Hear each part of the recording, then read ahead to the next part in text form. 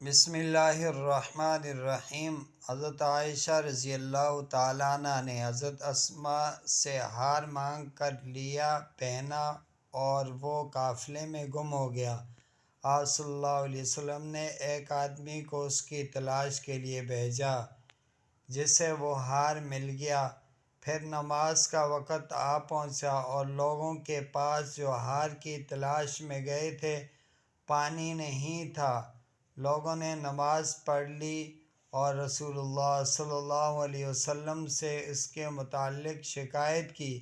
پس خدا تعالیٰ نے تیمم کی آیت اتاری، جسے سن کر اسید بن حضیر نے حضرت عائشہ رضی اللہ تعالیٰ عنہ سے کہا کہ آپ کو اللہ بہترین بدلہ دے۔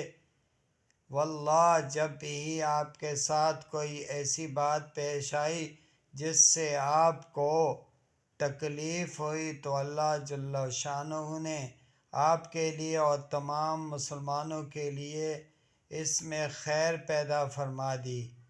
صحیح بخاری، صفحہ نمبر 336، کتاب تیمم کے احکام۔ تو سامعین محترم، اگر پانی نہ ہو تو اس صورت میں تیمم کر کے نماز پڑھی جائے۔